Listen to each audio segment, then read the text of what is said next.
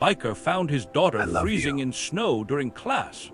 What 300 Hell's Angels did silence the town. Snow has a way of revealing the truth, especially the kind people try to hide. No one in the quiet town of Elderridge saw it coming. Not the school, not the teacher, not the neighbors watching from windows. But when a biker found his daughter freezing outside her classroom, everything changed. Ryder Malone had always believed that a father should show up, no matter what. Snowstorm, rainstorm, broken engine, broken heart, he'd lived through all of it. But nothing, absolutely nothing, prepared him for the sight waiting outside Elmwood Elementary that morning. The storm had come in sideways, the kind that blurred wind with sky, flakes with air, noise with silence. Elderridge wasn't built for winters like this. The town sat tucked between hills and old logging roads where weather usually passed gently. But that morning, nature arrived like it had a point to make. Ryder's Harley growled through the cold, the engine fighting every breath of wind. He'd only ridden out because his daughter, Lena, had forgotten her art project, something she'd worked on for weeks. A papier-mâché mountain range with tiny trees glued one by one, each painted a shade of green she insisted matched the real forests.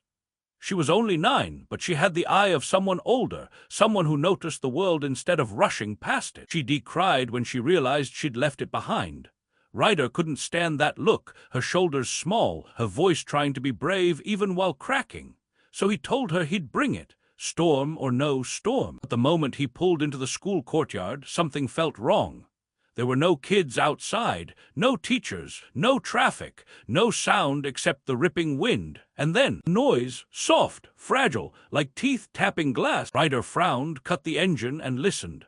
There it was again, a rapid clicking rhythm under the gusts. Human, desperate. He turned toward the brick wall near the side entrance, and the world inside him collapsed. A small figure curled against the wall, snow piled on her hood, her hair frozen in strands, her backpack pink with little stars, half buried under white. Her body shaking so violently he could see it from across the courtyard. Ryder didn't remember dropping the art project, didn't remember moving. 1 second he was standing still. The next, he was sprinting, because the little girl in the snow was Lena. Ryder's eyes narrowed. The storm outside seemed to echo the fire inside him. The hallway was silent, except for Lena's shallow breaths and the distant hum of the heating system. Every fluorescent light in the school felt like it was spotlighting injustice. He turned toward the doorway. The substitute teacher stood frozen, mid-step, clutching a clipboard like a shield.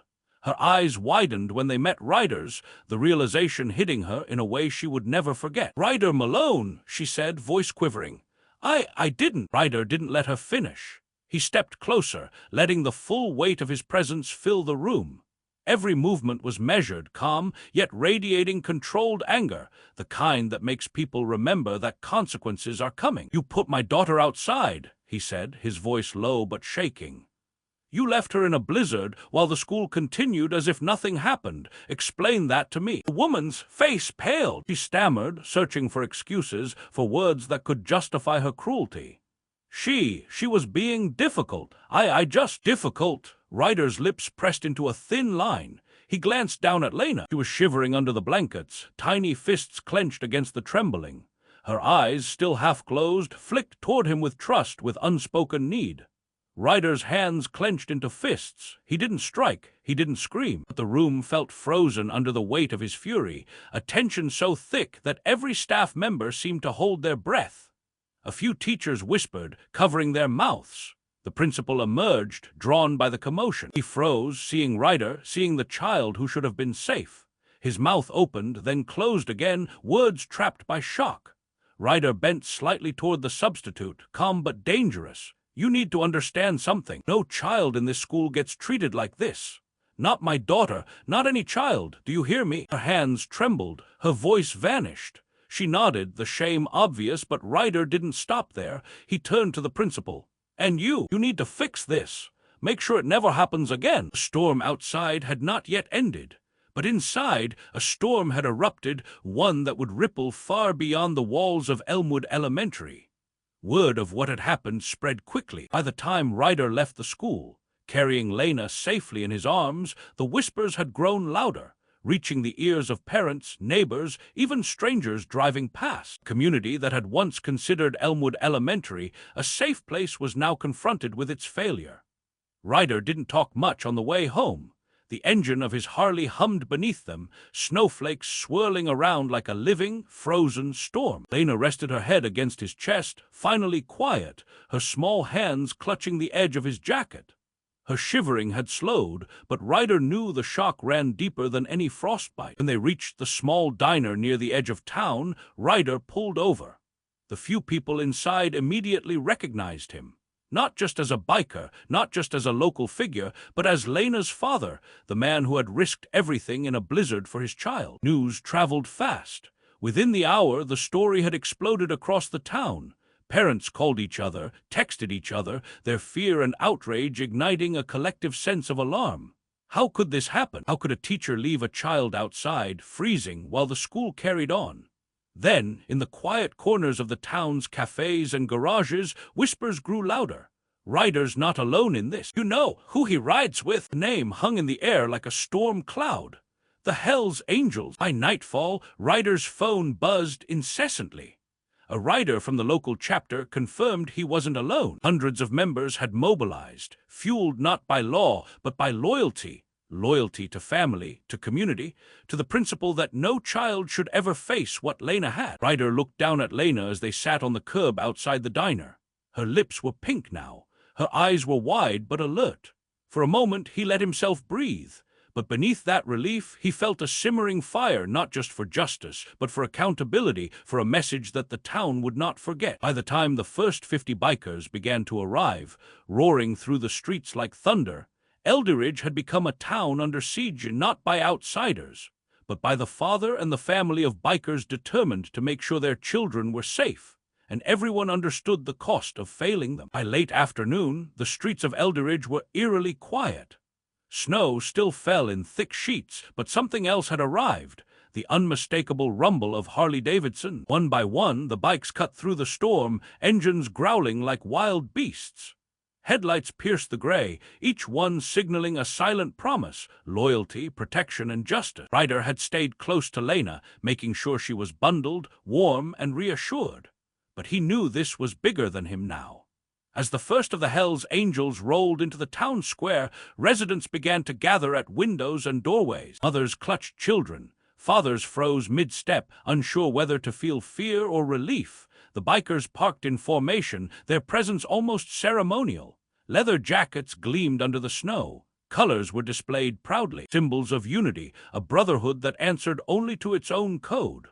Ryder stepped forward, Lena at his side, and addressed the silent crowd.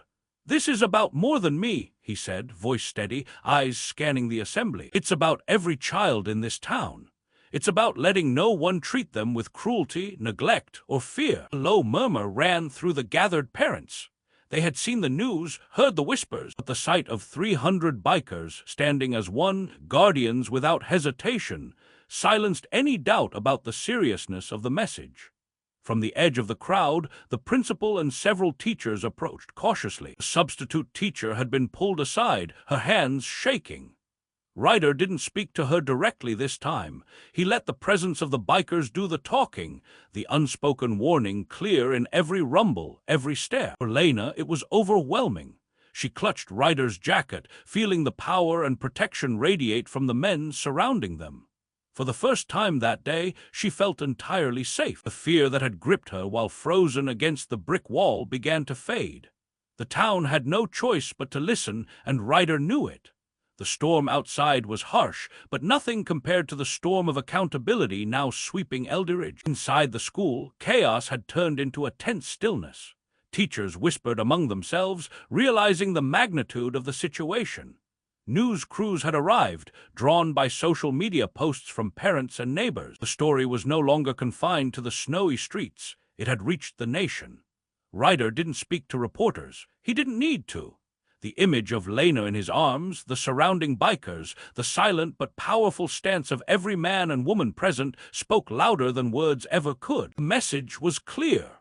No child would be left behind ever again. The principal stepped forward, trembling, realizing the trust he had broken. We will ensure this never happens again," he stammered. Policies will change. Staff will be retrained. The safety of our students will be our absolute priority." Ryder didn't reply. His gaze remained fixed on Lena, who now perched herself on the curb beside him. Snow clung to her hair, but warmth returned to her cheeks. The terror of the morning had been replaced by relief, but the day's events would remain imprinted in her memory forever. Parents approached slowly, hesitant at first, then with gratitude. A mother whispered, "Thank you for showing up, for standing up for our kids." Ryder only nodded. He knew gratitude wasn't the point. This was about accountability, about demonstrating that inaction would never be tolerated. Meanwhile, the bikers began to prepare for departure. Engines roared in unison, shaking the frozen streets. It was a message to Elderridge and beyond. Justice could be swift, and protection could take many forms. Lena looked up at her father, awe in her wide eyes. "Daddy, they came for me." Ryder smiled, brushing snow from her coat. "No, baby, they came for every kid who could ever be hurt like this. But today, they came for you first." A sense of calm descended over the town. But beneath it lingered a lesson every resident would remember. The safety of children is non-negotiable, and sometimes it takes a storm, human or natural, to remind people of what truly matters. The days that followed were quieter but heavy with reflection. The storm had passed, leaving white streets and frost-bitten roofs, but the echoes of that morning remained in every hallway, every conversation. Elmwood Elementary had survived its test, but its reputation would take longer to repair. Ryder and Lena returned home that evening. She clung to him, a small hand wrapped around his fingers. The warmth of the house contrasted sharply with the freezing memory of the courtyard. Lena whispered softly, "Daddy, I'm scared that it could happen again." Ryder held her close, feeling her small heartbeat against his chest. "I know, sweetheart, but people will change, rules will change, and I'll always be here." The town had already begun rebuilding trust. Staff meetings were called. Counseling sessions were arranged for children. The substitute teacher had been removed immediately, facing serious consequences. Flyers, emails, and public notices reminded parents and staff that accountability was no longer optional. It was demanded. Even the neighbors came forward, offering assistance to families shaken by the event. What had begun as horror slowly transformed into a sense of communal resolve. Parents began speaking openly, not just about the incident, but about vigilance, awareness, and the value of protecting children from neglect. Ryder watched Lena play in the snow outside their house, her laughter echoing like music against the frosted streets. He had carried her through the storm, through fear, through danger. But more than that, he had shown her the unspoken truth of their world, that courage, presence, and love could turn despair into safety. For the first time since that morning, Ryder allowed himself to breathe. The storm had tested him, tested the town, tested the very idea of justice in a small suburban community. But the lessons remained clear. Vigilance matters. Protection matters. And sometimes showing up, no matter how difficult, no matter how cold, can change everything. Snowflakes settled softly on his leather jacket, but Ryder barely noticed. His eyes were fixed on Lena. She was safe. She was warm. She was his, and in that moment nothing else mattered. The night after the bikers' arrival, Elderridge was restless. Word had spread through the town like wildfire. Every parent, every neighbor, every teacher felt the weight of what had happened that morning. Social media was flooded with photos and videos. Lena in Ryder's arms, bikers lined up like a storm, engines roaring through the snow. Headlines screamed, "Father and Hell's Angels deliver justice for freezing child, **." Inside Elmwood Elementary, the staff gathered, facing scrutiny and shame. Teachers whispered, principals conferred, administrators tried to maintain control, but the fear in the room was palpable. They had been reminded, in the harshest way possible, that negligence carried consequences. Ryder didn't attend the staff meeting. He didn't need to. His message had already been delivered, a message louder than any words. Lena, meanwhile, stayed close to him, a quiet presence that reminded him of why he had fought through the storm. But the climax wasn't yet over. A knock came at Ryder's door later that evening. Outside stood a local councilman **, flanked by reporters. His face was serious, almost grim. "Mr. Malone," he said, voice careful, "we need to discuss what happened at Elmwood. The town, the district. They want answers." Ryder listened, letting the weight of the situation settle over him. "The answers are simple," he said finally. "A child was left to freeze outside. That should never happen again. If you need guidance on that, call me." The councilman's eyes widened. "Call you?" "Yes," Ryder said, "because this is bigger than one school, bigger than one teacher. It's about making sure every kid in Elderridge is safe. And if people aren't willing to act, sometimes it takes a storm, human or natural, to remind them." Outside, the wind had picked up again.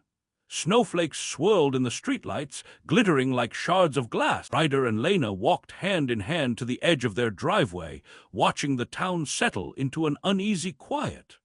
For the first time that day, Ryder allowed himself to feel exhaustion. The fire inside him had burned brightly, but it was tempered now by resolve. The fight wasn't over. It wouldn't ever be over. But Lena was safe, and the town had seen the price of inaction. Next morning, Ryder rode Lena to school again. This time, no storm, no danger, only fresh snow on the sidewalks. Parents and children watched them pass, a mixture of awe and gratitude in their eyes. The bikers were gone, but their presence lingered, like the echo of thunder long after a storm has passed. At the school entrance, the principal met them, visibly humbled. He extended a hand. "Mr. Malone, we want to apologize again. We've implemented immediate changes, and staff will undergo mandatory training. Lena's safety will never be in question again." Ryder nodded, accepting the apology silently. Words weren't enough, but acknowledgement was a start. He turned to Lena, who clutched her father's hand, eyes wide. "Daddy, did they really come?" she whispered. "They did, baby," Ryder said, crouching to her level. "They came because people need to know that actions have consequences, that children, like you, always matter." Inside the school, teachers were already adjusting routines. Parents lingered, talking quietly about what had happened.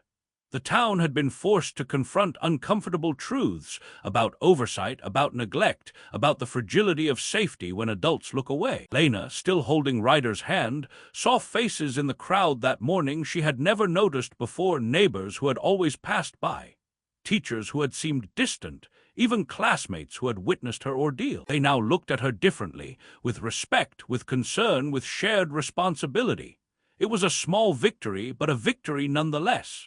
The world felt larger, more attentive. And for Lena, it was proof that courage could come in many forms, from her father, from strangers, even from bikers who lived by codes few understood but everyone respected. Ryder smiled down at her. "You're strong, Lena. Today you saw the truth. There are people who will fight for you, even when it's hard. Never forget." In the days following the storm, Elderridge began to breathe again, but the memory of that morning lingered in every conversation. Parents who had previously taken safety for granted now watched hallways, double-checked doors, and questioned even small decisions. The town's innocence had been cracked, but from the fracture came vigilance. Ryder kept a quiet presence at home, allowing Lena to recover from the trauma. She still flinched at sudden noises, and when snow brushed against her coat, she paused, remembering the freezing courtyard. But each morning she went to school with a little more confidence, a little more trust. Ryder never let her walk alone, not once. The principal and staff had implemented new policies immediately. Any student left unattended, even for a few minutes, was now unacceptable. Substitute teachers underwent strict training and orientation. Cameras, previously considered optional, were now mandatory. The school had become almost militarized in its commitment to child safety. Ryder watched these changes from the sidelines, knowing his role wasn't about control, it was about accountability. His daughter had survived, yes, but he also needed the town to understand that children were never to be neglected, ignored, or dismissed. At home, Lena began retelling the story in fragments. She spoke softly about the cold, the fear, and the relief when her father arrived. Ryder listened, never interrupting, never shushing her. He allowed her to process, to own the experience, to transform fear into understanding. Every detail Lena recounted, the sound of the wind, the blue of her lips, the weightlessness in his arms, reinforced for Ryder why the biker's presence had mattered.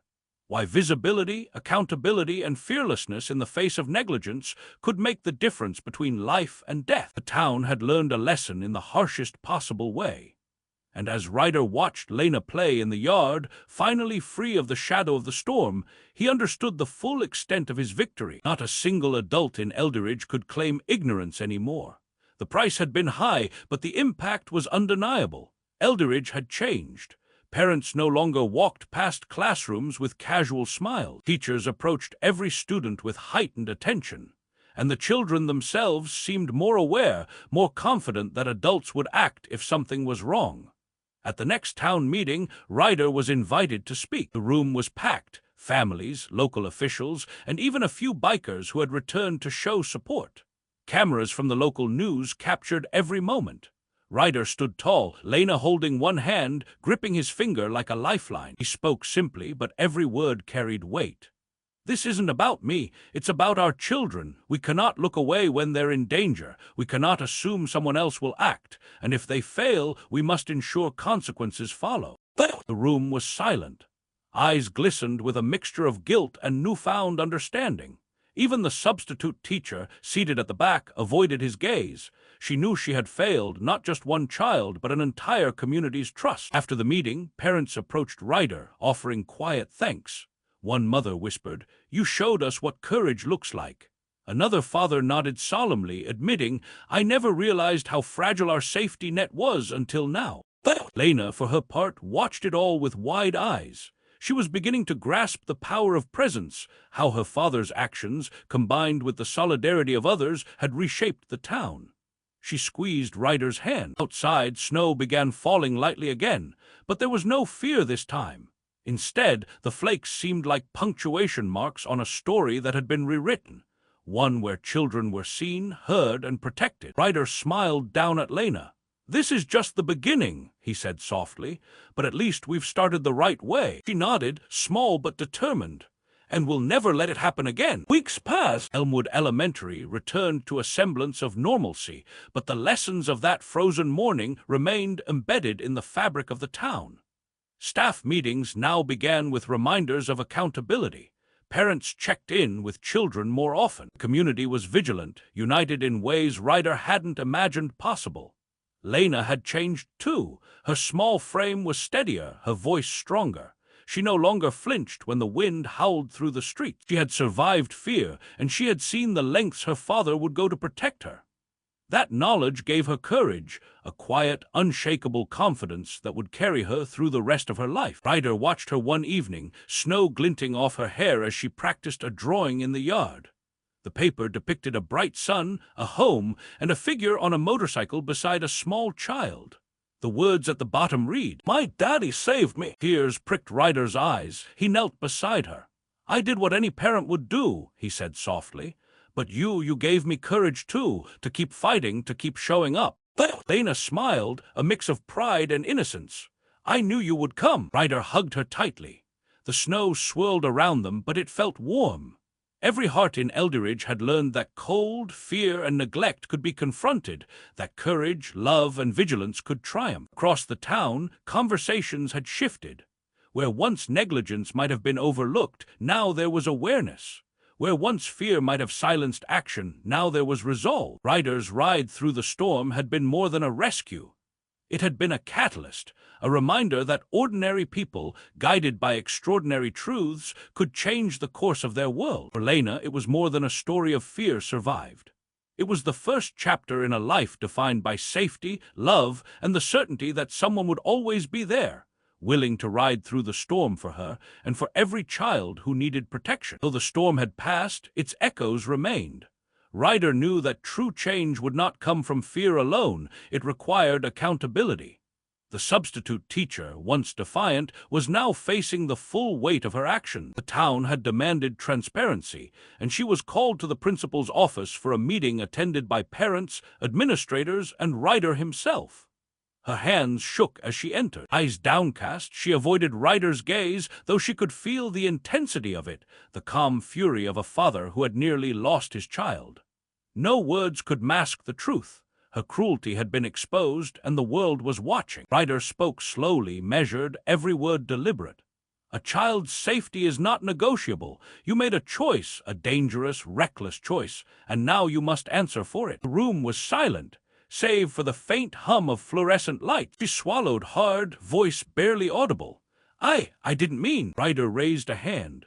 "Intentions don't matter. Outcomes do. You left a child to freeze outside while class went on. That is unacceptable, and the town will not allow it again." Outside, the first snow of evening dusted the streets. Parents peered through windows, silently witnessing accountability in action. They had been helpless before, but now they had an example, a demonstration of courage, of boundaries, and of protection. The teacher nodded, tears streaming, finally grasping the weight of what she had done. Ryder turned, placing a protective hand on Lena's shoulder.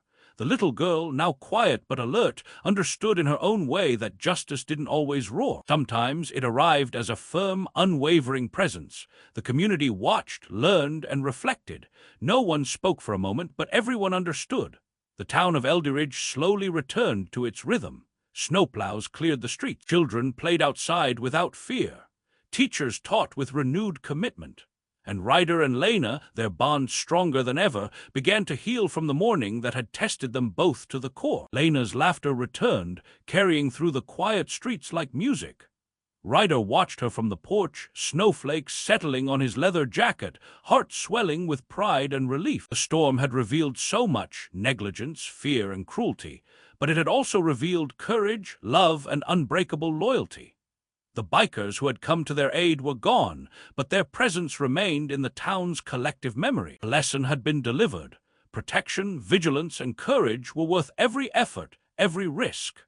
The image of Ryder carrying Lena through the blizzard, flanked by 100 roaring motorcycles, would never fade. For Lena, the trauma of that morning had transformed into understanding. She knew now that bravery came in many forms, the courage to survive, the courage to act, the courage to protect. And she had seen it all in her father. Ryder knelt beside her, brushing snow from her hair. "You've been through a lot, baby," he said softly, "but look at you now, stronger, braver, and never alone." She hugged him tightly. "I know, Daddy, I know you'll always be here." He smiled, pressing a kiss to her forehead. Outside, snowflakes swirled like confetti in the fading light. The town had endured a storm, literal and metaphorical, and emerged changed, wiser, and more attentive. For Ryder and Lena, life continued, but the memory of survival, love, and justice would remain forever. It was a story of ordinary people rising to extraordinary truths, a reminder that courage can ripple outward, transforming a community, protecting innocence, and leaving hope alive for generations to